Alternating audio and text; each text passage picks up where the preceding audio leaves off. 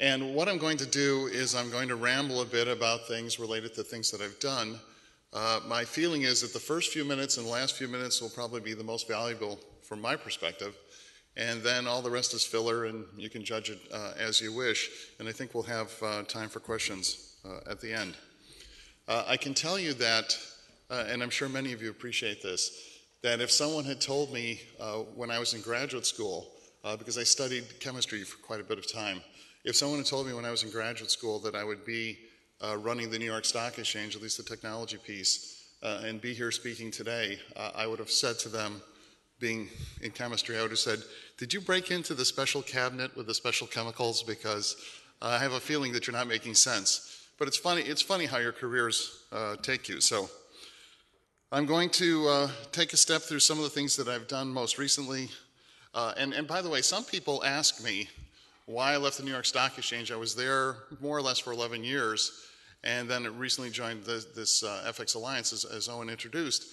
And I basically got tired, and you might say, how do you get tired of running the New York Stock Exchange? But some things get old after a while, even though obviously it's a well-known brand name. And I wanted to do something new. And the foreign exchange market, which I didn't know until I got more familiar with it, it does $4 trillion a day. And if you think that and it's highly fragmented, lightly regulated, in summary, it's kind of sort of where the equities markets were about a decade ago.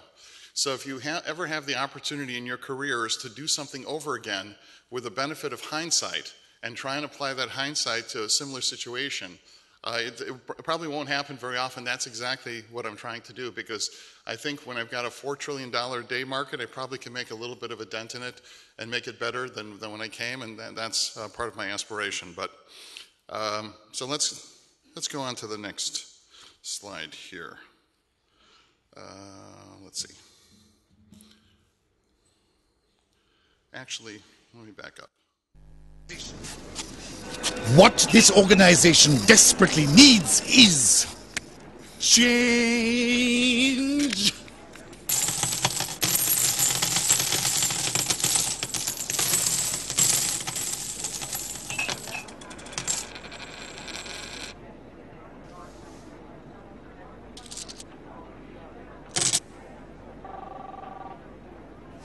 Easily erasable.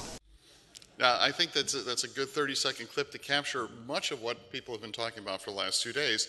And change and change and changes. And as technologists, we know that very few things are changing in the world more than technology is, and so you have to be on top of it all the time.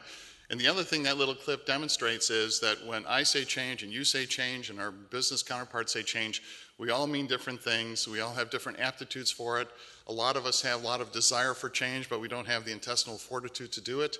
And I view it as my role, whether technology leader, business leader, to constantly be pushing people forward, get them out of their comfort zone to have positive change. And I'll talk a little bit about that in a second. Now, one of the other important roles, I think, of a CIO, and also, and I think it's been mentioned here before, in my role, I view the I as information, the I also as innovation. At the New York Stock Exchange, I was responsible for global innovation as well, whatever that means, because it means many different things to different people. And if you look at the mission statements of almost every company on the planet, on their website, they all are either innovative, they want to use innovation, they're the most innovative, they aspire to be the most innovative.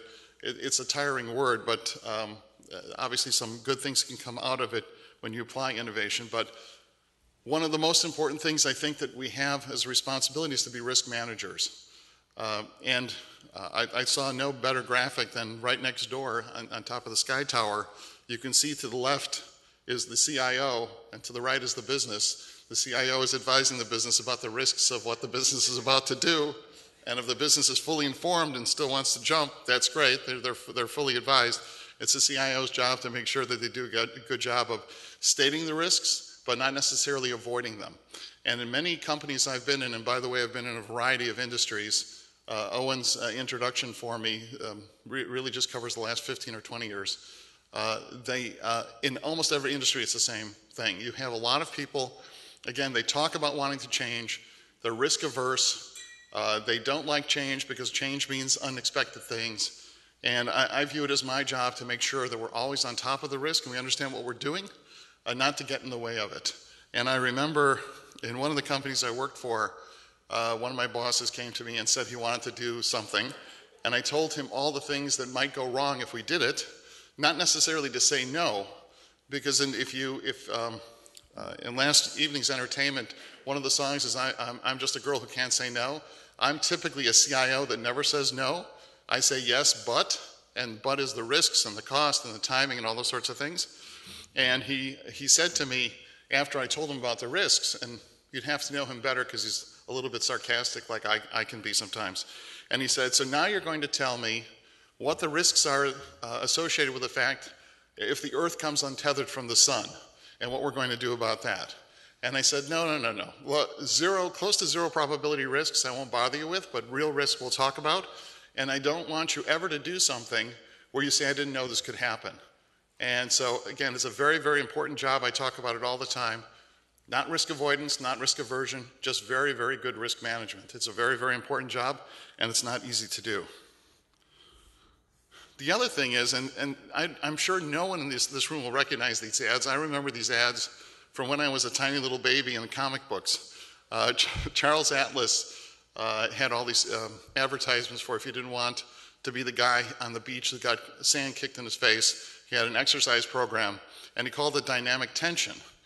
And I think that we're, as change agents in our companies, we're also very much prone, and should be, to providing dynamic tension. This is what I referred to before, is constantly pushing people. So for instance, if there are any CFOs in the room, or I'm sure you work with many CFOs, their job is always to say, you're spending too much money, I don't understand why it costs so much, make the cost lower, make the cost lower, make the cost lower. They even go to the point where they know the costs are low enough, but it's their job to push harder. I don't know how many times I've been told when I present a technology budget that by the CFO, you're just buying that because it's a shiny new object and you technology guys like shiny new objects and it really has no business value. I've had that conversation 100 times, but I realize that's his job to push back. And I push on people too. And what I like to tell people is the proper operating zone is the zone between aggressive and reckless. If you're less than aggressive, then I think you're too complacent. And if you're in a monopoly industry, good for you that you don't have to worry about it until the monopoly breaks up. Most of us don't have that luxury. So you've constantly got to be aggressive, you constantly got to be pushing the envelope up until the point where things break.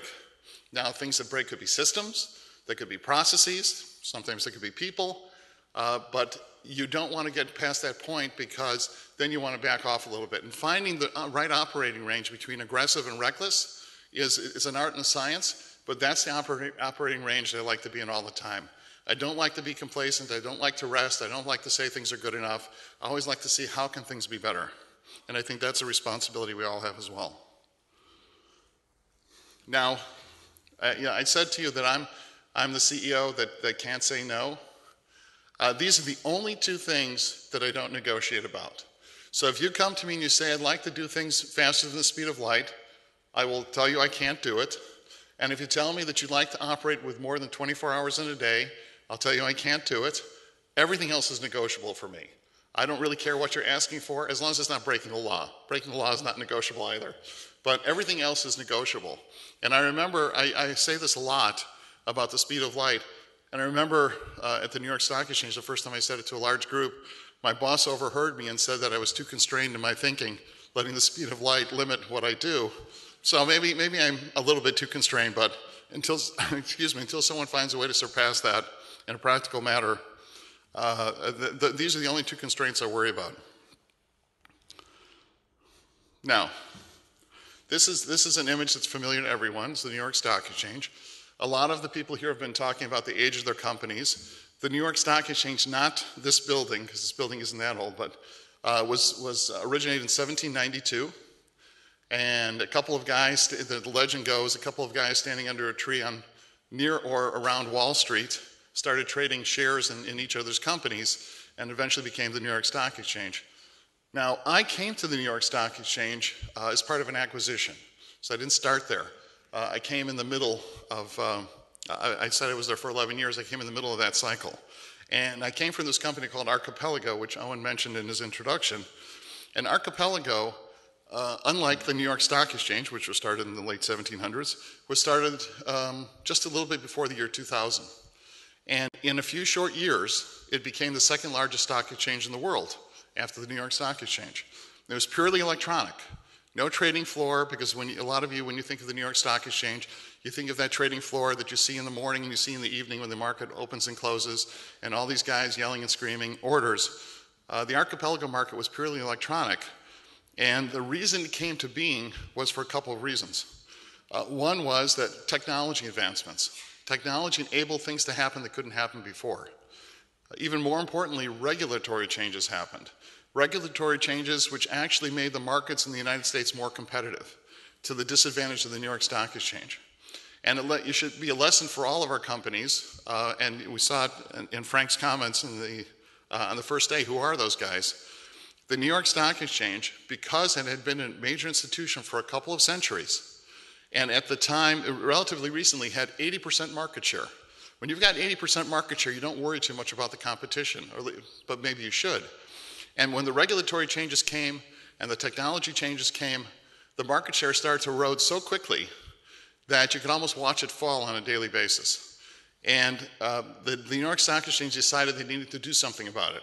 Well, they could have invented their own technology, would have taken a long time, and there was no guarantee of success. What they did is they decided to acquire us, who was the number 2 player, for 2 reasons. Primarily the technology, the obvious reason. But the second reason was they wanted to change a multi-century old institution where most of the people came to work there straight out of school and stayed there till the day they retired. They wanted to change the culture of the organization. They wanted to make it entrepreneurial and agile and flexible and innovative and all the words that we love to use. And they felt that the only way they could do that is if they took the management team from this little startup that I was part of and made it the management team of the New York Stock Exchange. So almost everyone in the management team of the exchange turned over, and we took, the guys that came with me, we took charge of the way things were going there, and we started to convert the technology, which was laborious, but a well understood problem. It wasn't hard to do because we'd already done it before. The harder part was the culture, and I'll talk a little bit more about culture later. You've got entrepreneurs against quasi-governmental institution people who are more or less in a state of disbelief, because for decades they said, we're the New York Stock Exchange, we're impervious to change, nothing can happen to us, we'll always be the king of the hill, and all of a sudden everything changed, and many, many people didn't know what to do about it. And they viewed us as temporary interlopers. Well, you're here, you're going to cause a little disruption, but eventually they'll go away, and things will go back to the way they were. And rarely does that happen. It didn't happen in this case. So we had a lot of cultural change to adjust as well. One of the other things is, by virtue of acquiring us, and we were a public company, we went public the week before Google did. And somehow Google got a lot more press than we did, but that's okay.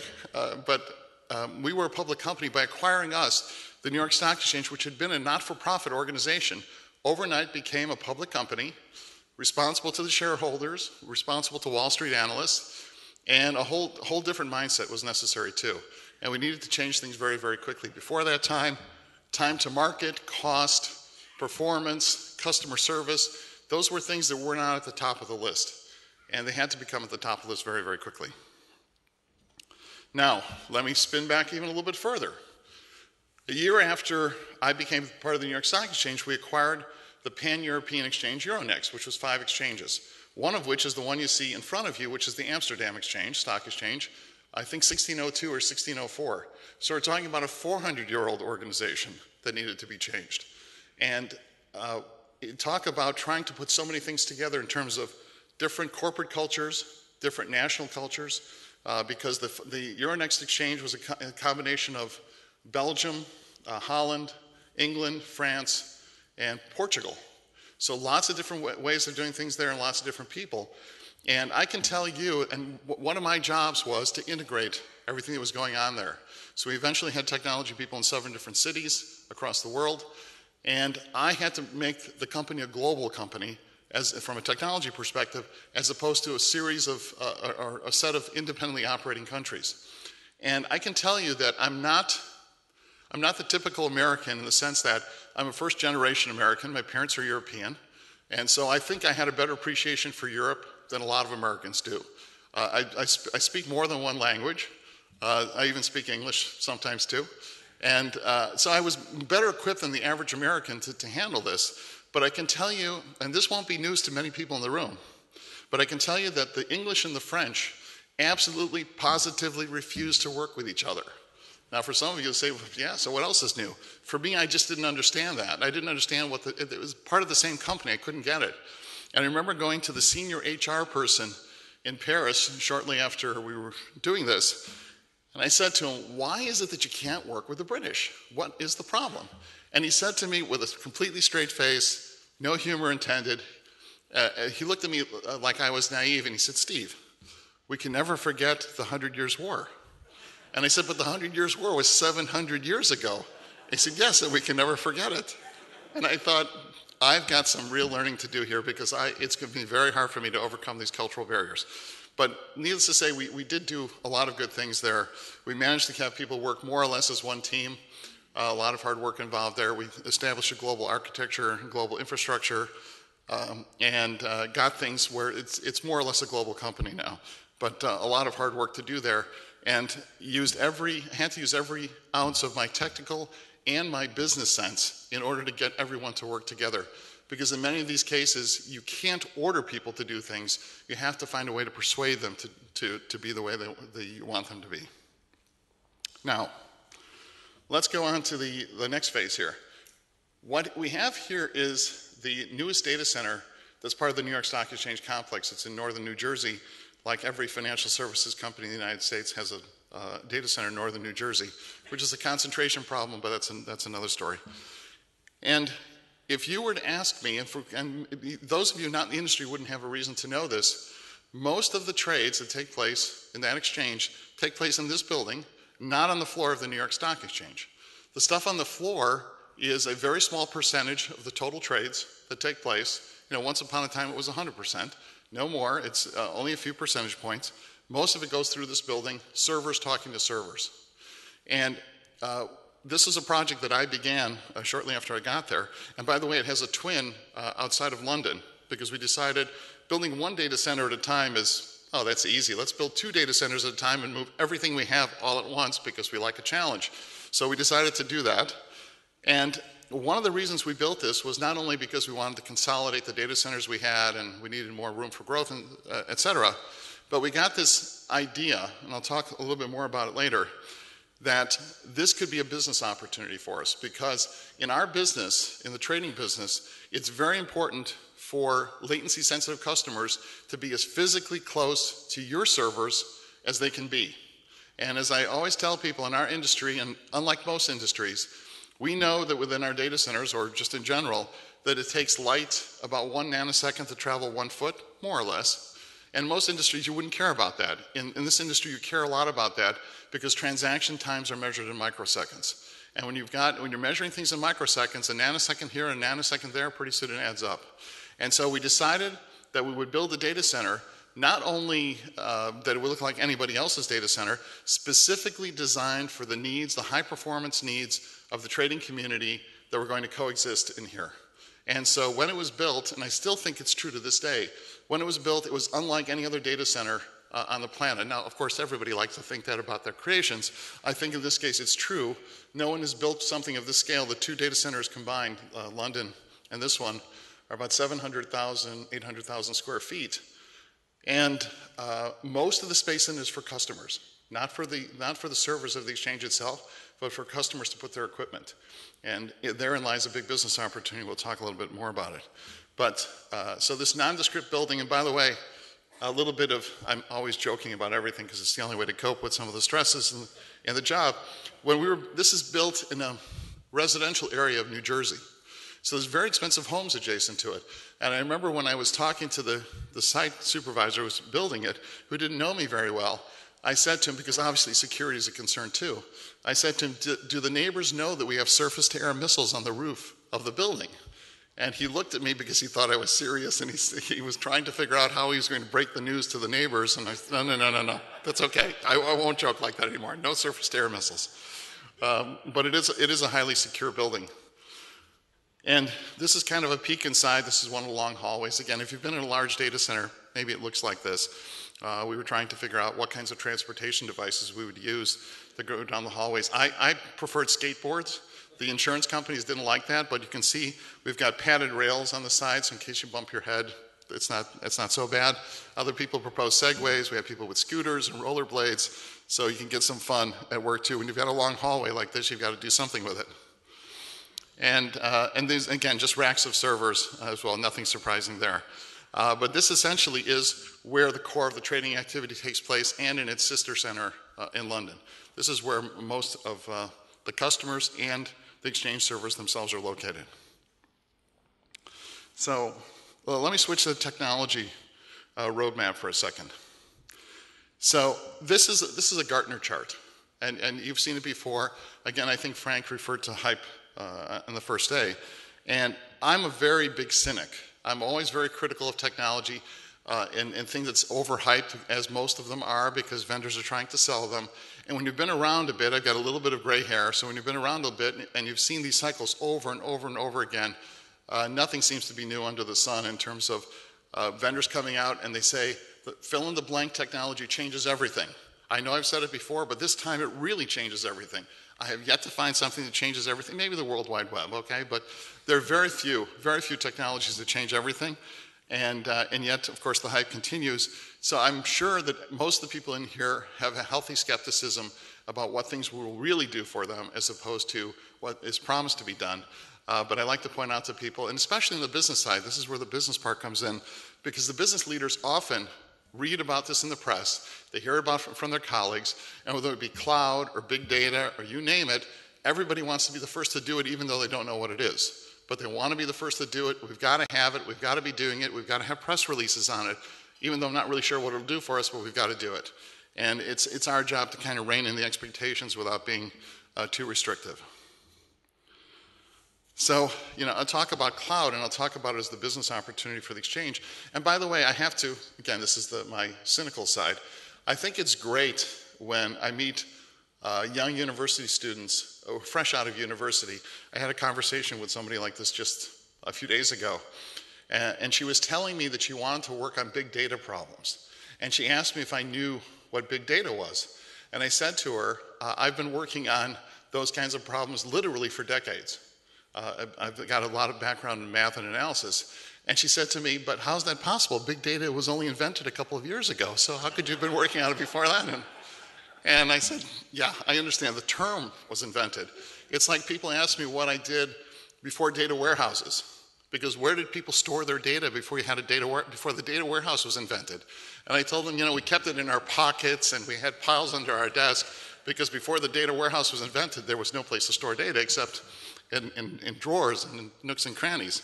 So it's always humorous to hear these things. But so from a cloud perspective, as I said, the exchange decided to go into an additional business. And I tell you, the exchange business is not the most fantastic business in the world. It's extremely competitive. I'm sure very few of your companies are not competitive. It's extremely competitive. It's solely dependent upon volume. You get no loyalty whatsoever. I like to joke about the fact that airlines and hotels can offer frequent flyer miles. There are no frequent trading points in trading. You have to be good every second of every day. And if you're not, especially in the US, where they've got a lovely intermarket network called the National Market System, all the markets are connected by high-speed networks. So if your server is sending stuff to my server and you don't like the response you're getting, you don't like the quality of the trade you're getting, no problem. A millisecond later, you've just sent your business somewhere else. It's very, very easy to do, and a human doesn't even have to get involved. The algorithms take care of that. So you've got to be good every second of every day. The other thing is that there's no way, since it's volume dependent, there's no way to stimulate demand. I can't drop coupons. I can't go to you and pat you on the back and say, could you trade a little bit more today? You're going to trade what you're going to trade. The market's going to do what it's going to do, and I'm totally dependent on that. I can't do anything to stimulate that. So when volumes are high, fantastic. When volumes are low, it's not a good time. The third problem in the business is that, and again, this might be startling for some of you, the exchanges make money on executions only. A buyer and a seller get matched. When you've got these high-frequency traders that literally are sending tens or hundreds of millions of orders a day, And a very, very small percentage of them ever get matched.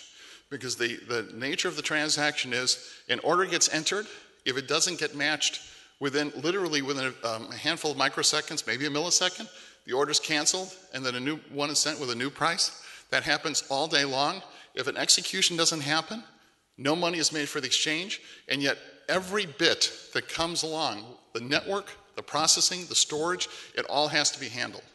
So most of the stuff that comes to the exchanges, this is not a New York Stock Exchange phenomenon, it's every exchange, most of it is noise. There's very little signal, and yet the noise costs a lot of money to process. And so take all those things into account, and the exchange, like a lot of large exchanges in the world, so what else can we do? And what else can we do is we're really good at technology, we're really good at scaling, we're really good at security and reliability and all those kinds of things. Why don't we sell this to our customers? And the good news is, and this is one of these glasses half empty, half full kind of arguments, in 2008, in the midst of the financial crisis, a lot of the companies who never would have thought to go to an exchange and give them their computing to do for them, took a look at their business models because they had to, because the world changed dramatically. And the things that used to be sacred were no longer sacred.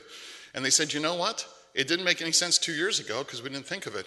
But today it makes an awful lot of sense. So let's consider you guys, exchange, New York Stock Exchange or somebody else, doing it for us. So first thing you do is we have a cloud offering. And it's not a cloud offering. So for instance, if you're a startup company and you want to have electronic games, it's not for you. It's specifically designed for the capital markets community with 3 basic attributes better than the average cloud. Performance, very much performance oriented. As I said, every microsecond counts, very much built into the design. Reliability, and I'm sure everybody will say their cloud structure is reliable. This is more reliable. And then security. Security is a big concern too. So those 3 things make it a cut above the norm. And plus the fact that the people that support this understand the domain they're supporting. They're not just putting generic hardware and networks in place for people to put some applications on they don't understand. The people that support this understand trading inside and out. So they understand the needs of the customer, and it becomes a great service for customers to potentially use. Now, one of the nuances from a cloud implementation, and one of these things, is that there's a couple of reservations. For instance, I think all of you would say in a cloud implementation, virtualization is kind of a no-brainer. When you're talking about counting microseconds, you don't virtualize, because virtualization is expensive from a time perspective. So the offering is twofold.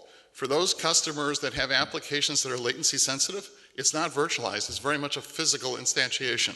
For those who have less latency sensitive applications, like an overnight risk calculation, that can be in a virtualized environment. Both are offered to customers. And the uptake has been pretty good on those kinds of things, but some people are in a kind of wait and see attitude to see how they go, and there's a lot of competitive offerings now coming into the marketplace from the usual suspects. But it makes sense for people to consider these things and to put their stuff there because they had a lot of it already because there was a tradition of having stuff hosted by the exchange to be close to the exchange's servers. Now, I mentioned security. Now, security, again, it's a big topic for everyone. And I used to work a lot with the federal exchanges. Federal agencies, I used to mention them by name, but they got offended that I mentioned them by name. And just kind of a quick story on that. I was giving a talk at Stanford about a year or so ago, and I'm doing business in Russia and former Soviet republics. And I mentioned some of the agencies that we work with from a security standpoint by their 3-letter acronyms. I didn't mention what we do with them, I just mentioned that we work with them. And I heard about a week later, through some interesting channels, that I should never mention the agencies by name because half of the room were undercover Soviet agents and the other half were undercover United States federal agency agents, and they were kind of following each other. And I shouldn't be too explicit about anything because it disturbs the balance of God knows what. So I think it was a little bit overblown, but having said that, I only say federal agencies from now on. Now I can tell you that from a federal agency perspective, and maybe some of you have the same perspective, the security problems that we face as a world are very daunting. And the perspective from the U.S. federal perspective is there's only 2 states you could possibly be in. You've been hacked and you're doing something about it. You've been hacked and you don't know that you've been hacked. There are no other states. You've been hacked, period. And you have to behave and treat your security environments like that. Now, the New York Stock Exchange, I can tell you, received on a daily basis 500 million security events. Now, a security event is not necessarily problematic, it just means it's something that needs follow-up, and follow-up is usually done in an automated fashion because God knows humans couldn't analyze 500 million events a day. But that's the magnitude of the suspicious traffic, or potentially suspicious traffic. And as we all like to say, when you go in for your security budgets to your boards and to your executive teams, doing an ROI on security is very, very hard. Usually the best way for me to get justification for security is when one of my competitive firms in the industry have had a problem and it gets a lot of attention in the press. It does wonders for your budget. But the good thing, it's always good if it happens to the next guy. It's not very good if it happens to you. That doesn't do good things for your career. But it's very hard to do that. And by the way, it's very hard to keep up. There's no amount of money that you can spend to prevent these security breaches from happening. So if you sleep well at night thinking that you're very secure, it's a false sense of security because there's lots of very smart, very well paid, whether it be sponsored by criminal elements, whether it be sponsored by national governments, trying to break into things every single second of every single day. So you can rest well with that thought. But it's a very hard problem. Trying to figure out how much money to spend to protect yourself is one of the most difficult problems we have. Having said that, from a New York Stock Exchange perspective, they would advertise that the environment there is a little bit more secure than the average place, and therefore probably a good place to put things. Now, I already talked about performance, how sensitive things are in microseconds. Again, I'm making a reference to Frank's opening comments yesterday. Scaling. Scaling is a very interesting issue, and I can tell you from an architecture standpoint, when we were building our systems at the company that was eventually acquired by the exchange, my scaling design criterion was if we were the only facility on earth that could trade every asset class that's ever been traded, build in a growth factor, that's what we should architect for. Because I can tell you that I've been in a few startups, I've also been in very large firms as well, and one of the endemic problems of a startup is they get started very quickly, they put some stuff together, they get a business off the ground, and wouldn't you know it, they get more successful than they thought they would be. And then they say, if we'd only known we would have been this successful, we would have architected the systems differently. And I said, I've been through that once or twice. I'm not going to let it happen to me anymore. We're going to architect the systems to be almost infinite in size. Of course, you don't buy all the hardware day one, you couldn't afford it. But the architecture should be there. And I can tell you that I was doing some consulting work not that long ago for a major healthcare institution in the United States. And they have 20 million customers, so to speak. And they wanted to get to 200 million. And they were going to build their systems to do that. And I said to them, wait a second. Facebook has 900 million or maybe 1 billion users. I don't know how many users it has. It depends what hour of the day it is. And God knows that healthcare is more important than Facebook, at least in a lot of people's opinion. So architect your system for 1 billion users. In fact, why don't you even go further than that? How many people are on the planet? 7 billion? I think each and every person on the planet eventually has a healthcare issue, eventually. They may not all be your patients. But why not architect your systems to hold 7 billion or 10 billion people?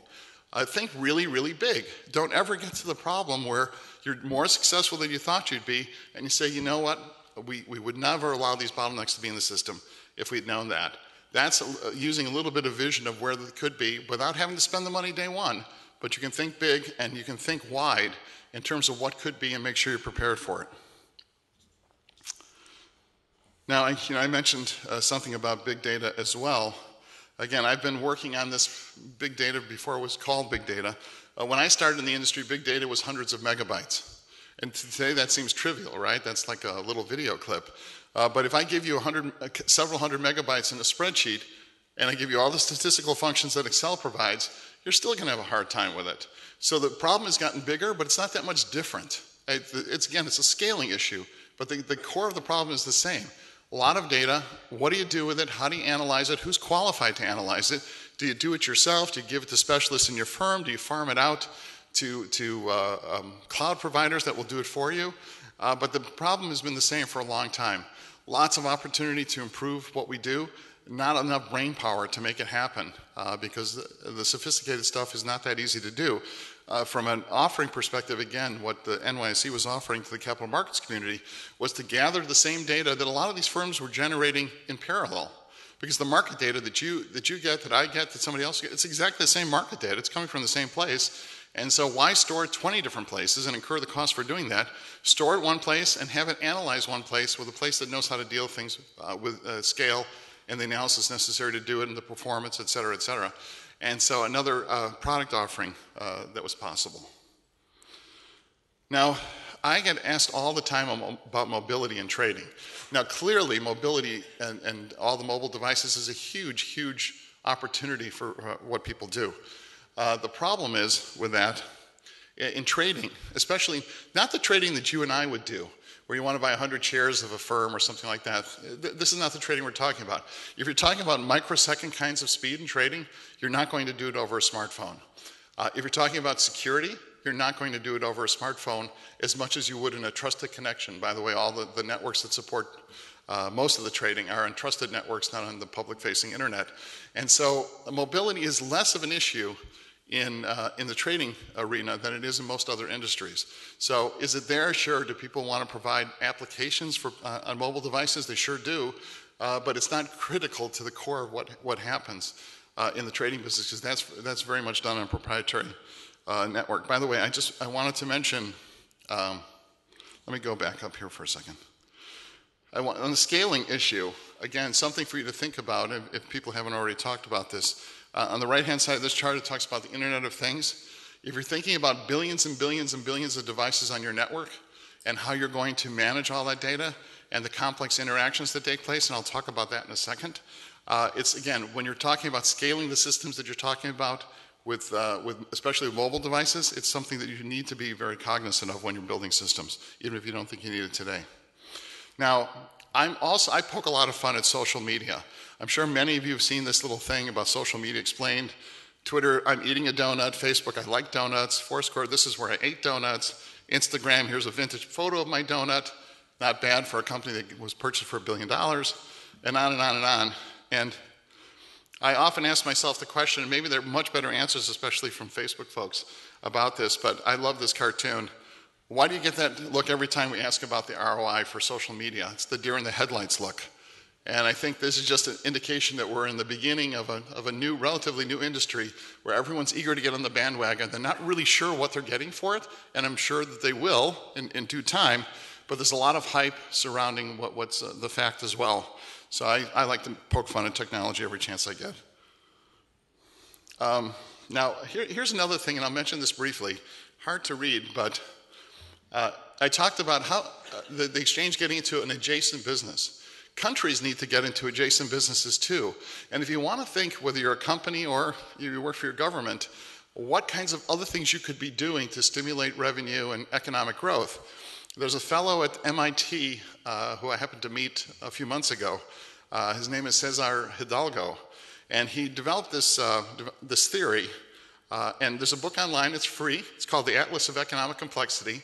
I suggest you go look at it, because for every country, he has an analysis of what kinds of things they should get into if they want to have economic growth. And guess what? It's not the same answer for every country. In fact, he's Chilean. And after he did this fascinating analysis for every country, he went to Chile and he wanted to help his own native government decide what kinds of, because they're a big mining country. And yet mining won't last forever. So what other kinds of adjacent businesses they could get into? And they said to him, you know, we've already handled that. We talked to one of the top consulting firms in the world, and they gave us the answer. The answer is biotech, call centers, and software. Those are the three industries you should get into. Now, that particular consulting firm, and if I said the name, we all know who it is, so I won't say the name. They give the same answer to every country. They have the same PowerPoint. They just changed the national logo. They make a lot of money doing that. Not very rigorous analysis, but a pat answer. Again, I would encourage you to look at this. It helps stimulate thinking about what could be coming next based on capabilities that you or your, again, locality might have, as opposed to just randomly following fads. Now, this is a point about thinking outside the box and thinking differently. And this isn't something that I looked up based on recent, lots of news about Steve Jobs since last year. I remember reading this interview in 1985. And I was one of those few guys that read Playboy for the articles, not for the pictures. Believe it or not. But I've been using this quote that he, for at least 25 years, about the first 30 years of your life, you form habits. The last 30 years of your life, your habits form you. And it's just an indication we're all stuck in ruts on how we do things. And trying to break out of those takes very creative thinking. I've had the good fortune of working across a number of industries, and so I can see things from a different perspective.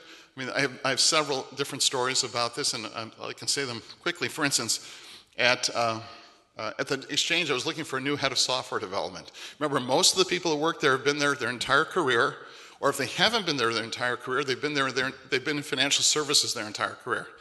And I found this guy specifically from Silicon Valley, had never worked in financial services in his life. That was my goal. And I brought him in, and he interviewed a bunch of people, and the people said the same three things, same three criticisms. They all said they liked him, and he was competent, but he didn't know the industry. And I said, well, none of us knew the industry until we know it, so he'll learn it. Don't worry about it. He didn't understand regulated industries. Again, it's not rocket science. From a technology perspective, there's not much to learn. The third one was the most telling. They said, if he's not worked in our industry, he's never had to work with difficult people. And I said, oh my God, have you ever gotten out of these four walls and seen there are other difficult people in other industries? Really, they are. We haven't cornered the market on them. I know there's a lot of yellers and screamers on Wall Street, but it's not the only place where you find people like that. And it shows you, it shows you that kind of thinking. I can tell you also that when I first got to the exchange, we wanted to put servers and racks to get some production stuff going. And they had a process there that had been well honed over many, many years. It took 6 weeks. Didn't matter what it was. It took 6 weeks from the time the request was issued until the time the server was available for production. Now, I know myself I could put servers and racks in less than 6 weeks. So I got the guy who was in charge of this, who'd been doing it for decades, and said, why does it take 6 weeks? And he says, because it does. We've been working on this process for a long time. It's perfect. It takes 6 weeks. So I said to him, well, let me challenge you. What if I told you that server going in that rack, somebody's life was dependent on it? Somebody was going to die if it didn't get in there quickly.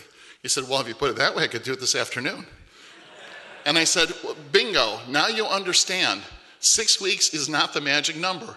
Now, fortunately, in our business, in trading, sometimes it feels like people are dying, but nobody really dies. So it's not a life and death question, that's great, but 6 weeks is too long.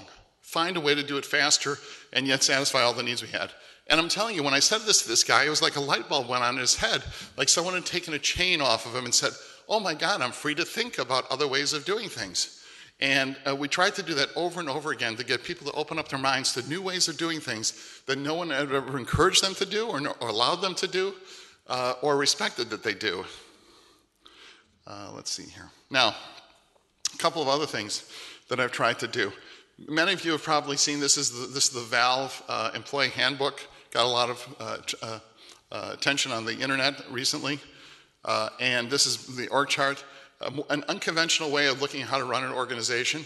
I can tell you that I've done some of this stuff myself in a large organization. Earlier, one of the speakers talked about cellular automata. And it's amazing if you allow it to happen. Self-organizing systems, in this case organizational systems in your own companies, which could be very different from the org charts that the HR people like to have, and yet they're much more effective, and you recognize that those organizations really exist and give them a little bit more formality than just people knowing people. It's amazing how you can organize for success, realizing there are different organizational models possible. Here's another one for those, maybe some of you will recognize. This is the BMW Research Center in Munich, and this is an architecture to promote collaboration and knowledge information and knowledge sharing, where the most expert people in the company sit in the center of the building, and the people that are less expert sit on the periphery, forcing them to always come to the center and talk to the people in the center. And also the people in the center, they're interdisciplinary, so they get to talk with each other all the time, as opposed to the IT people sit over here, and the marketing people sit over there, and the HR people sit over there. I've instituted this in my latest company, this kind of seating arrangement, to get people to talk to each other as opposed to everybody be compartmentalized and siloed. And actually it's working out pretty well. Here's another one questioning things that have come before. Typography on roadway signs. Why has the font on roadway signs been the way it has been for half a century or more? Because somebody decided this should be the font. They didn't do any analysis. They put it up there, and it became a tradition. And it wasn't, I guess in the late 80s, somebody said, you know what, I think there's a better font available for it. And people said, well, how much of a difference could it make? Well, there is a big difference, because when they do tests, they find that in nighttime viewing, and during the daytime it's not so apparent, but if you look at it at nighttime, it's quite apparent that you get an extra second or two to make a decision about making a turn. And when you're traveling at 60 miles an hour, it can make a huge difference, especially if you've got a huge truck behind you. But these are the kinds of things that nobody would have thought to question it, because why? It seems to work, and it's conventional, and why look for problems where they don't exist? And yet here's something where somebody questioned something and came up with a really dramatic improvement. And I encourage people in our companies to do this all the time. But let me just end with one other thing. One of the things I challenge in terms of innovation, those kinds of things at the New York Stock Exchange, this goes back to my point about people say they want to change and they want to be innovative, but they don't really know what it means sometimes. I said to the folks at the exchange, they wanted to change the DNA of the exchange. You probably heard that expression many, many times. I said, it's great, let's change the DNA of the exchange, but let's also bring new DNA in. People, unlike the people we're used to hiring, so we can invigorate and get more innovative and all that sort of stuff. And so people say, oh, that's a great idea, great idea. And now this is the top leadership of the company, top 20 people. And I said to them, how are you going to bring innovative people in? And I assure you that this is the answer I got from one of the most senior people in the company. It's no problem. We'll take the job description, we'll add a bullet point to it that says must be innovative. And I said, if it were that easy, we would have done it a long time ago. How would you recognize somebody that was innovative just because you put a bullet point in a job description? And then I asked them the question, going back to Steve Jobs, I said, let me ask all of you this question. If a young Steve Jobs, a 20-something Steve Jobs, walked in the door, how many of you would hire him? And to their credit, not a person said that they would. So they would have rejected one of the most innovative guys that we've known because he doesn't fit the stereotype. He didn't fit the template. He didn't fit the mold. And so I said, you just proved to yourself you will not recognize innovation when it comes in the door. It requires a different way of thinking, and it's not just as easy as pulling a bullet point in a job description. I say that because I've been in startups, I understand what that looks like, I've been in big companies. People that have only worked in one kind of industry, in one size firm, in one kind of job their whole career, their thinking is limited and they need to break out of it, and I encourage people to do that all the time. You were down nearly 900. I mean, it was 400 points ago. I was 500 points ago when I sat down. It wasn't of interest. Kind of interest here. Kind of a little bit. Michelle, there was a moment today. Mohammed Al-Arian was on Power Lunch today, and here's the one thing that he said that kind of got us all very uneasy, is when he said, we've been talking to banks in Europe, and now, remember back during Lehman when people didn't want to lend to each other because of Lehman? Now that's what's happening to European banks. So overnight rates are... We'll focus on that one for a second, but that little segment, it goes on for many minutes. That had to do with the flash crash of 2010, which most of you, I'm sure, are aware of. The Dow Jones fell 1,000 points in really a handful of minutes. In that particular clip, you have the newsreaders who aren't particularly versed in economics. They're versed in reading the news, explaining why it's Greece and the euro, and the market was ready to capitulate, and it's industrial production and all those sorts of things. And the other guy there, Jim Cramer, for those of you who may not know him, was a former hedge fund manager and very popular. He said, these prices can't be right. They make no sense whatsoever. As it turns out, it was an issue. And now I can tell you that I was standing on the floor of the New York Stock Exchange when that started to happen. And there's no worse feeling for us as technologists, seeing a dramatic event happen, not a positive one, and wondering if it's a software bug. And you think, all of a sudden the sweat starts to break out. And let me just tell you also, if you're on the floor of the exchange, this is not where your customers are going to call you or send you emails. You're on the floor of the exchange with a bunch of people who, if they probably weren't trading, they'd be prize fighters or wrestlers, or they're not very shy people. And they get it, when they have problems, they assume, of course, it's somebody else's fault. They get in your face. They question your ancestors and let you know exactly what they think of you, and there's not much you can say. As it turns out, it had nothing to do with software bugs. It was one of these things, and this goes back, I made this reference to the Internet of Things with billions of devices connected to the Internet. Things get very complex very quickly. And what happened there, the system worked exactly as it was designed. The whole market system worked exactly as it was designed, but not as it was intended. Because no one ever thought to simulate the market conditions that caused what happened. So every piece of software worked as it was supposed to, but if someone had thought that were possible in advance, they would have implemented their systems differently. And I can tell you that at the New York Stock Exchange, we had the good sense and luck to put what we refer to as guardrails on the system. When the prices get too far out of whack, essentially the market stops because something is terribly wrong and it's not based on market dynamics. Something else is going on. The only problem is when you've got a national market system and the other markets don't have these guardrails, all the orders immediately flow to them and they start executing them. So Procter & Gamble was $50 and now it's 5 cents. Hey, buy as much as you can. You know, we're going on a shopping spree. Not real, because the computers don't know those prices are erroneous. The humans know because the models are now out of bounds. All the algorithmic models that are running those computers have not been programmed to recognize these conditions, and they don't know what to do with it, so of course they just do what their logic dictates. And the humans have to come in and pull the big red switch to get things to stop. So, you know, and a lot of news stories came out about could this be the beginning, could the computers get out of hand and have a global meltdown and all sorts of things. And I remember one reporter asking me about that.